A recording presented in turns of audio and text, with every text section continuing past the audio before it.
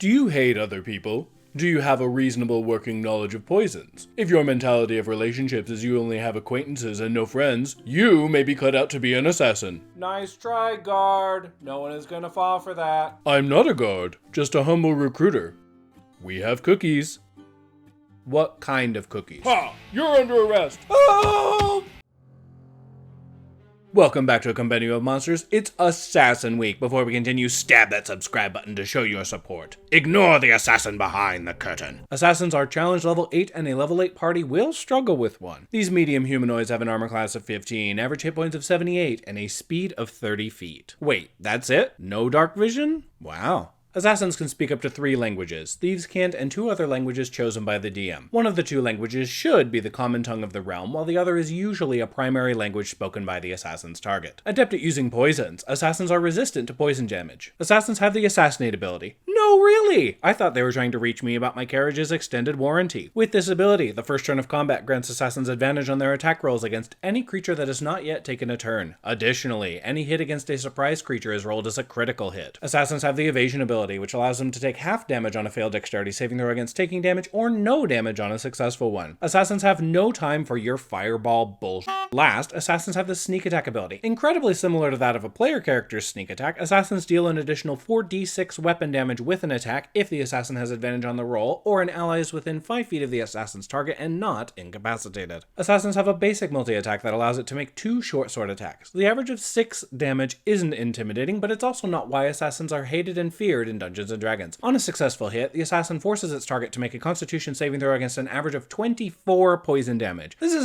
absolutely a screw you element that found its way into the assassin's stat block. On a successful save, the target creature takes half damage, but still! Assassins also have a light crossbow they can use to make ranged attacks to deal similar damage, an average of 7 weapon damage plus a constitution saving throw against more poison damage. At least their crossbow action isn't included in their multi-attack. Assassins are highly trained killers that charge an extremely high premium for their services. Well, at least that's what they want you to believe. Who would spend good money on f***ing amateurs? Oh wait, I'm describing every level 1 campaign in existence. My bad! Assassins' weapons are coated in wyvern poison, which is tricky to get. Have you ever tried harvesting poison off an incapacitated wyvern? Oh, that's right! I didn't think so. The best part about assassins is they can look like anyone, be anywhere, and you won't actually know they're there until they strike. Saw what looked like a disheveled beggar on the street corner? They're actually the most prestigious assassin on your plane of existence that have been hired to kill you. Feels like a murder hobo's wet dream scenario. Honestly, my only issue with assassins is that they don't have the cunning action ability, which would allow them to use hide, disengage, or dash as a bonus action. These are trained professionals and they should have standards, but I guess safe escape protocol isn't among them. DMs! Assassins are limited only by your imagination and your ability to use hit and run encounters. I have a checklist of things I look for when adding an assassin to a campaign, starting with the creature itself. Assassins are humanoids. But what kind of humanoid? Where is the campaign taking place? The Underdark? A realm with a lot of darkness? Sounds like an assassin with some form of dark vision or true sight will be the most effective. Do your players lean heavily on a particular type of damage? Fire damage? Lightning damage? A Dragonborn assassin with resistance to that kind of damage would really throw a wrench in their typical fighting style. And now Wizards has made it so that Dragonborn can have dark vision. Though if, like me, you run your game by older rules, the Goggles of Night are a handy workaround. Assassins are not designed for extended melee combat. With a +9 to their stealth rolls, assassins wait until the opportune moment to strike your player's characters in a surprise round. The surprise round can go one of 2 ways. First, the assassin emerges from concealment and performs 2 short sword attacks before running away. This concealment works best if the assassin drops down from a ceiling hiding place, but hiding under tablecloths, behind statues, or other large environmental elements is perfectly acceptable. The assassin doesn't fear a single opportunity attack in exchange for dealing an average of 84 damage in a turn, assuming 1 save and 1 fail on the poison. If you decide the assassin can use dash as a bonus action, they'll be in and out before your players can mount an effective counterattack. The ranged option for the assassin is the assassin launches a crossbow bolt from a maximum distance of 80 feet away. Light crossbows have a long distance range of 320 feet, but assassins attack with disadvantage between 85 and 320 feet, which is less than ideal for murdering their target. Now, Assassinate grants assassins advantage on their first strike against a combatant who is yet to take a turn, which would negate the disadvantage for the long-range attack. However, the assassin would not benefit from its sneak attack and forfeit the extra weapon damage. The advantage of the ranged option is your assassin can start their turn from behind some kind of cover, 1/2, 3/4, or full, and end their turn behind cover. The assassin will attempt to lose themselves in the surrounding environment regardless if your player characters choose to give chase. If your players try to take a short rest to patch up the injured member, the assassin strikes again during that time. Don't let your players have time to get back on their feet, otherwise, what's the point of running this this kind of encounter. Poke the bear until it's angry. I guarantee your players' mentalities will go from cuddly black bear to fucking frenzied polar bear in no time. Seriously, don't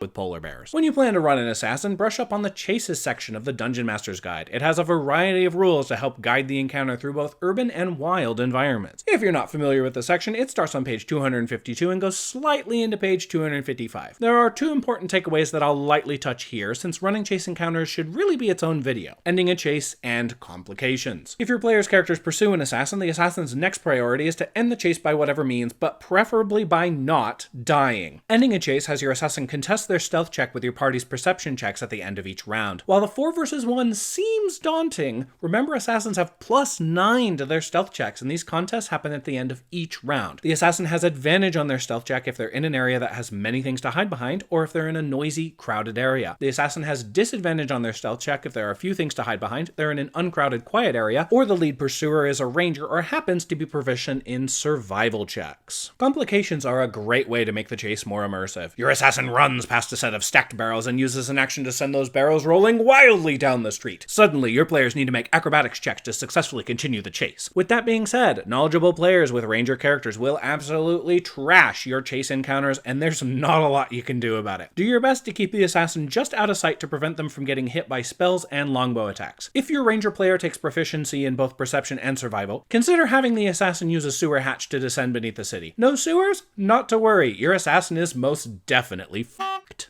Also, please know that your player's characters and the assassin cannot use their dash action an unlimited number of times. The general rule is 3 dashes plus their constitution modifier. After that, creatures pushing themselves to their limits will need to succeed on a DC 10 constitution saving throw or take a level of exhaustion, which maxes out at 5 levels because movement speed is reduced to 0 feet. An assassin can dash 5 times before it has to risk exhaustion. Don't leave any unused dash actions on the table during a pursuit. One parting thought: set a timer for chases. If a chase lasts longer than a few in-game minutes, gauge how your players are feeling. If they're clearly bored and frustrated, the chase ends immediately. If they're still hooting and hollering as they close in on the assassin, let the chase go on for another minute or so before intervening. The intervention could be a friendly NPC who needs help, a guard chasing the party for troublemaking, etc. Hopefully this weird list of things helped you, and if not, look on the bright side. You're never getting those minutes of your life back.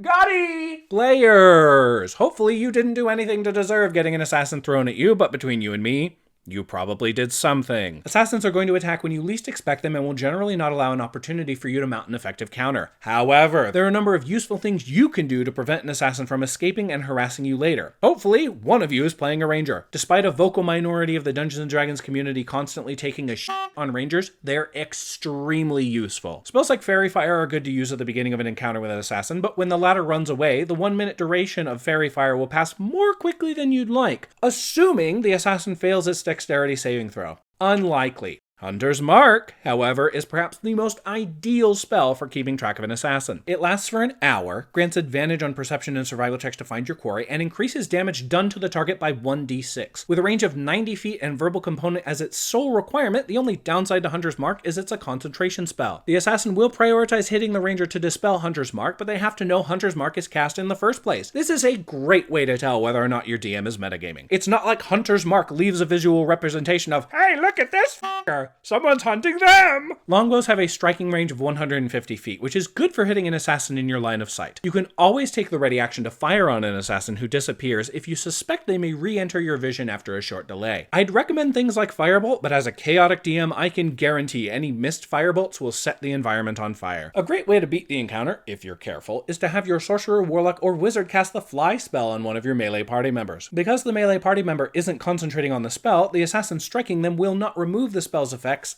and this party member can now dash for 120 feet, 2 times the speed of the assassin. Of course, running into melee range of an assassin is begging for trouble, and you might get murdered. I warned you. Not really, but I'm warning you now. There are a myriad of other spells and strategies to take down an assassin, so try to have fun with it. Anyways, what do you all think of assassins? Let me know in the comments below. A special thank you to my patrons. And thank you all so much for watching. If you enjoyed this video, please hit that subscribe button, smash that like button, share my video on your Twitter, Facebook, or other social media, and make the leap to become one of my patrons on Patreon. I'll see you all next time.